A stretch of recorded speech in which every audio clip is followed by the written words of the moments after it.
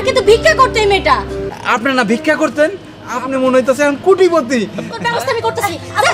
যা এখান থেকে।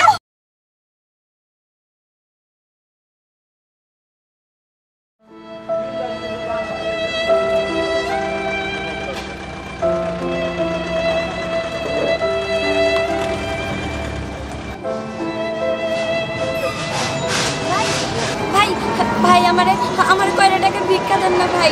আমি সকাল থেকে অনেক ঘুরতেছি, কিন্তু কেউ আমার একটা টাকা ভিক্ষা দিতেছে না, দেন না ভাই।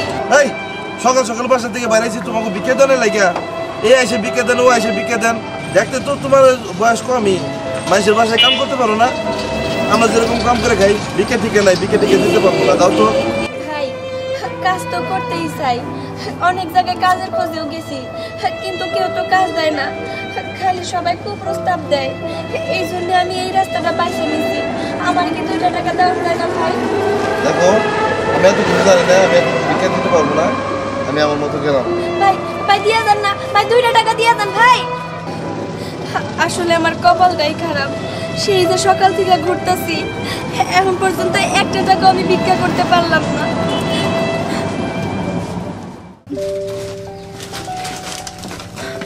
একা একা কি পার্কে ঘুরতে ভালো লাগে? হ্যাঁ, সাথে আবার আমার কোনো সঙ্গীও নেই। তার থেকে বরং 2টা চিপস নিয়ে নিলাম, এগুলো নিয়ে এখন পার্কে বসে বসে আমি খাবো। আরে কবিতা, কি রে, কোথায় যাচ্ছিস? ইভা তুই এইখানে? হ্যাঁ, আমি আসলে বাড়িতে ভালো লাগছিল না, তাই একটু ঘুরতে বের হলাম। যাই হোক, আমার সাথে তো তেমন কেউ নেই, তোকে পেয়ে গেলাম, এবার তোর সাথে আড্ডা দিব, চল। ঠিক, আমার সাথেও না কেউ নেই, একা একা ভালো লাগছিল না, যেহেতু তোর সাথে দেখা হয়েই গেল, অনেক মজা করবো আজকে, ঠিক আছে? আচ্ছা চল চল। আপা মনিরা, আমারে কয়টা টাকা ভিক্ষা দিবা? ভিক্ষা দিব? কিন্তু তোকে তো দেখে একদম ভিখারি ভিখারি লাগছে না, তোকে কেন ভিক্ষা দিব রে? তাই তো, এই বয়সে তো কাজ করেও খাওয়া যায়, কাজ করে খানা।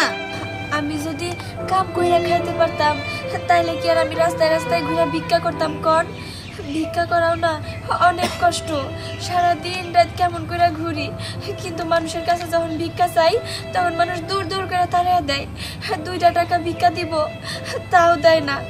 আমারে কয় 2টা টাকা কামাই করতে অনেক কষ্ট হয়, তোরে কেন ভিক্ষা দিতে যাবো? আসলে কি করবো কর, আমি না অনেক কাজের চেষ্টা করি, কিন্তু কাজ পাই না, কেমনে করবো কাজ? এই দেখ, এখন তোকে কোনো ভিক্ষা টিকা আমরা দিতে পারবো না। এখন আমরা অনেক দিন পরে 2 বান্ধবী একসাথে হয়েছি, আমরা একটু পার্কে গিয়ে আড্ডা দিব। থাক। আবার শুনেন না, এই গরিব দুঃখীরা 2টা টাকা ভিক্ষা দিলে আপনার কোনো জায়গা দিয়ে কইমা যাবো না, আমার দেন না বা। বুঝতে পারছি, তুই এইভাবে যাবি না, তোর ব্যবস্থা আমি করতেছি। একদম ঠিক আছে, এতক্ষণ তো অনেক ভালো করে বললাম যে এখান থেকে চলে যা, তাও তো গেলি না। আসলে তোদের মতো ভিখারিদের জ্বালায় আছে না, এখন তো রাস্তাঘাটে বের হওয়াই যায় না। আসলে কি জানিস, ওদের না ভালো কথা না ভালো লাগে না। এখন ধাক্কা দিয়েছি, এখন দেখবি আর ভিক্ষা যাবে না। একদম ঠিক আছে। আচ্ছা চল, আমি এর সাথে কথা বলে টাইম ওয়েস্ট করতে চাই না। ঠিক আছে চল।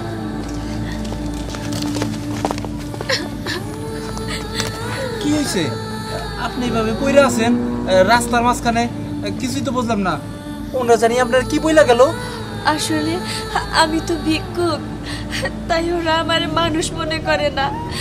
আমি না ওর কাছে 2টা টাকা ভিক্ষা চাইছিলাম, কিন্তু ওরা আমার অনেকগুলো কথা শুনাইলো।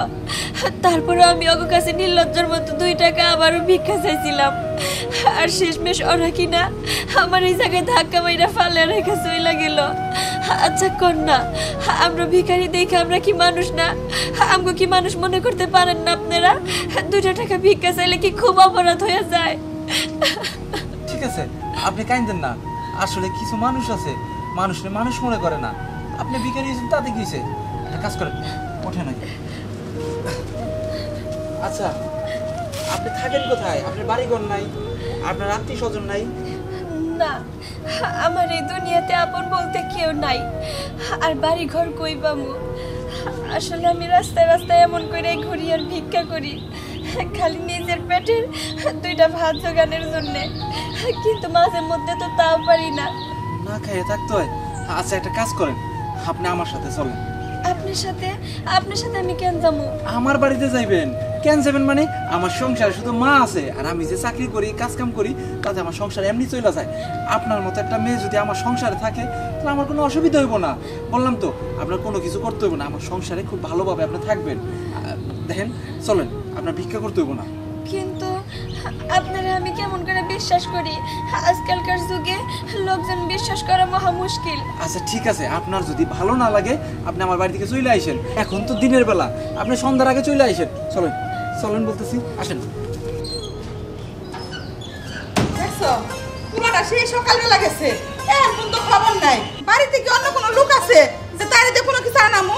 দোকানে যাইতে হইব, বাজারে যাইতে হইব, কোনো বাজার নাই। কি রানমো কি করবো কিচ্ছু বুঝতেছি না। এখন তো পোলা এলো না, কি যে করি? দুপুরে হয়ে গেল গা, কখন রানবো আমি? ঠিক আছে আজকে বাজার নাড়লে আমিও রানবো না, দেখবো কি খায় নিয়ে। মা দেখো তো কারে নিয়ে এসেছি। আচ্ছা তুই কারে নিয়ে আসো কি করছো এটা আমার দেখার বিষয় না। বাজার নাই কিছু নাই, সে সকালবেলা গেছ, খবর নাই তোর। মা চিল্লাচিল্লি করে না তো, বাড়িতে একজন মেহমান আইছে, উনি হলো ভিক্ষুক, রাস্তাঘাটে ভিক্ষা করে, আপন বলতে না কেউ নাই, এই জন্য আমাকে বাড়িতে নিয়ে আইছি। মা ও বুঝতে পারছি, তার মানে ওর আঙ্গ বাড়িতে রাখতে হইব।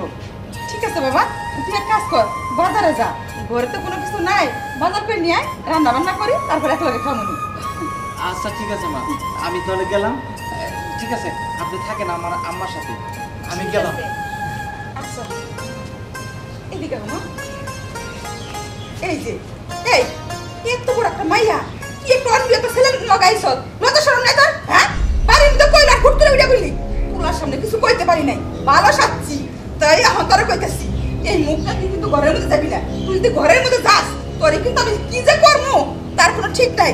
আসুন ভালো ভালো কইতেছি, মান সম্মান থাকতে এলাকার মানুষ জানাজানি আগে বাড়ি থেকে বাইরে যা। দেখেন চাচি আম্মা, আমি কিন্তু আপনার ছেলের সাথে আইতে চাই নাই। উনি আমার জোর করে নিয়েছে, কইছে আমার বাড়িতে আমার মা আছে, সংসারে আর কেউ নাই, আপনি আমাকে বাড়িতে নিরাপদেই থাকতে পারবেন। বিশ্বাস করেন আমি আইতে চাই নাই। তা তো বুঝলাম, এত কথার দরকার নাই। কুলাই কইলো টপ করে ফেলাই পড়ছিস। হ্যাঁ আইজা তুই রাস্তা রাস্তা ভিক্ষা করা লইছিলি, ভিক্ষা করে খা, আমার বাড়িতে তোর থাকা লাগবো না। কি হইলো এখন যাস না? দাঁড়িয়ে রেছাস না ঘাট ধাক্কা ধরে বার করতে হইব? দেখেন দিকে না না চাচি আম্মা, আমার ঘাড় ধাক্কা দিয়ে বাইর করার লাগবো না, আমি আপনি ইচ্ছায় যাইতেছি, চলে যাইতেছি। চলে যাইতেছি, যত সব আপদ হয়ে আমার ঘরে উঠে পড়ে।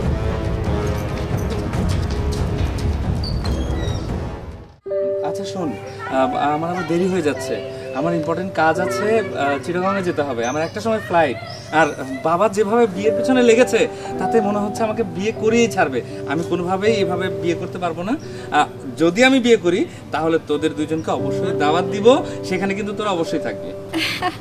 সেটা তো অবশ্যই যাব, যেহেতু তুমি আমাদের বেস্ট ফ্রেন্ড হও। একদম ঠিক কথা বলেছে। আর আমরা দুজন যদি না যাই তাহলে মজা করবে কে? আচ্ছা ঠিক আছে, শোন এখন আর দেরি করতে পারছি না, কারণ একটা সময় ফ্লাইট। হ্যাঁ আমি চলে যাই। আচ্ছা ঠিক আছে, যাবি তো বেশ ভালো কথা, কিন্তু কবে আসবি সেটা তো বললি না। আমার বিজনেস মিটিংটা শেষ হলে তারপর ইনশাল্লাহ চলে আসবো। তাও মিনিমাম কয়েকদিন, মানে কয়দিন লাগবে? আরে যাচ্ছি, একটু ঘুরবো ফিরবো, আর তাছাড়া এই বাবা যে বিয়ে করাতে যাচ্ছে সেটা থেকে বাঁচতে হবে তো, বুঝিস নি, এক সপ্তাহ তো লাগবেই। আচ্ছা তোরা যা, আমিও যাই। আচ্ছা ঠিক আছে, চল। আচ্ছা যা। বিয়ে যদি করতেই হয় তাহলে অবশ্যই নিজের পছন্দ করব, বাবার পছন্দে না। যাই, দেরি হয়ে যাচ্ছে। গাড়িটা যে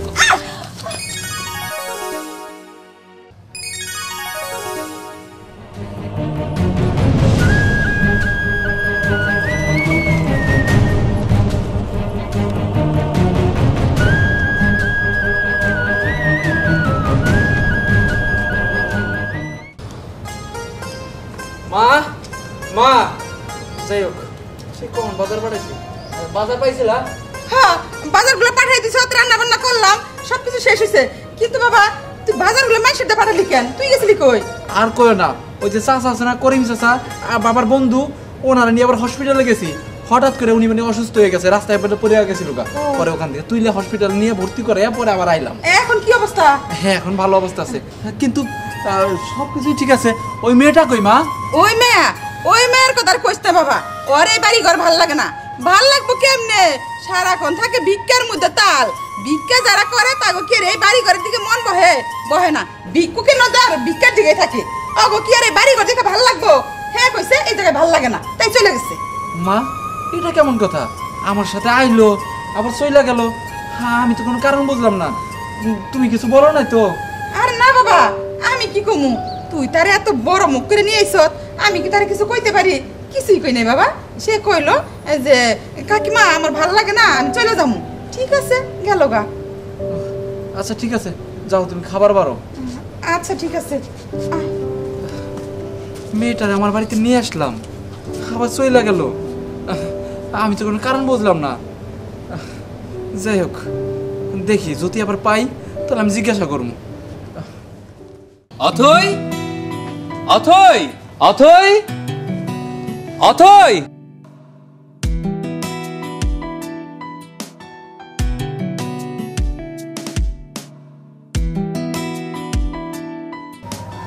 অথই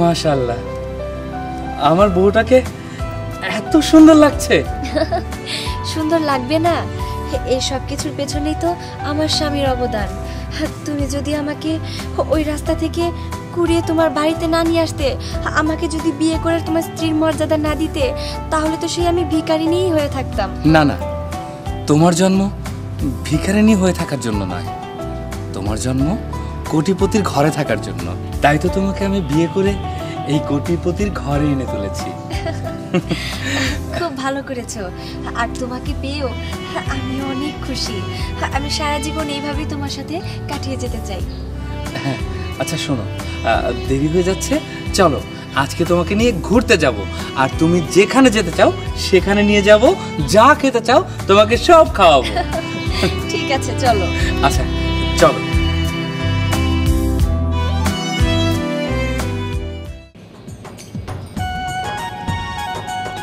যাই তাড়াতাড়ি করে কাজে যাই কাজটা শেষ করে আবার চলে আইতেব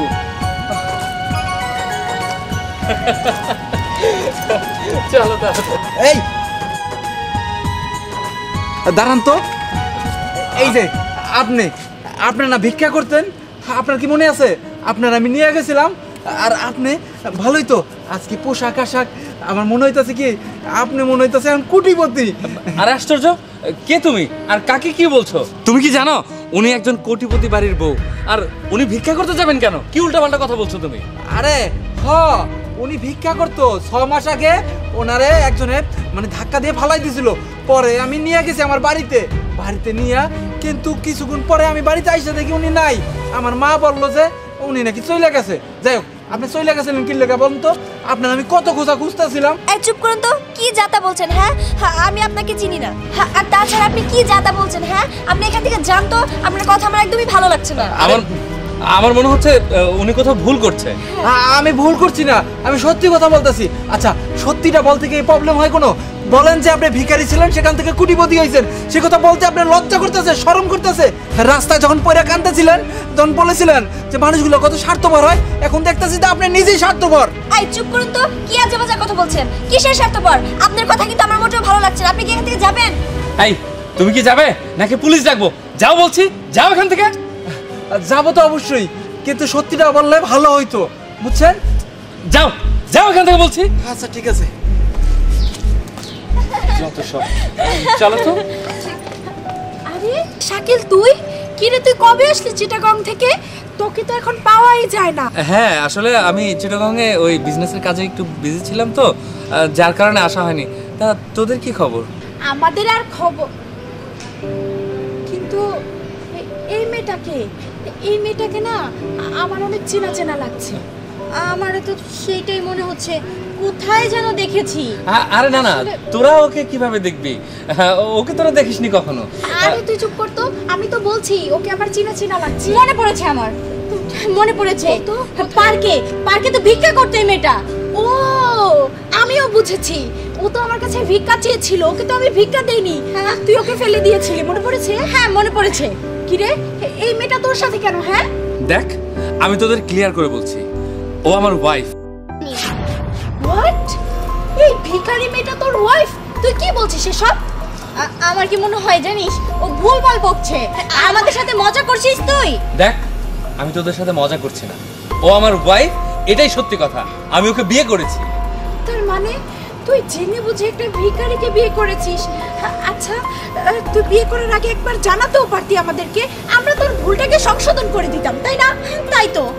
তোদেরকে আমি ক্লিয়ার করে বলছি, আবারও ক্লিয়ার করছি, আমি কোনো ভুল করিনি। আমি যে সিদ্ধান্ত নিয়েছি সেটাই আমি অটল আছি এবং সেটাই সঠিক।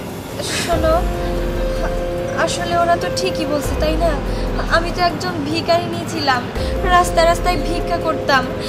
আমি তোমার আগেও বলছি, এখনো বলতেছি যে তুমি আমার রাস্তা থেকে তুলে এনে আমাকে বিয়ে করছো, কিন্তু কখনো কোনোদিনও আমার এই নামটা ঘুচবে না যে আমি একজন ভিখারি নিয়েছিলাম। তাই বলছিলাম কি, তুমি তোমার মতো থাকো, আমাকে না হয় আমার মতোই। খবরদার, এই কথা ভুলের মুখে উচ্চারণ করবে না। আমি তোমাকে নিয়ে গর্বিত। তুমি আমার ওয়াইফ, তোমার মতো একটা ভালো মেয়ে আমার ওয়াইফ। শোন, আমি তোদেরকে বলে দিচ্ছি, এই ভিখারিনী মেয়েটাই আমার ওয়াইফ। যদি আমার পরিচয় দিতে তোদের কাছে বাধে, তাহলে তোদের সাথে আমার কোনো সম্পর্ক রাখা উচিত হবে না। তোরা আসতে পারিস।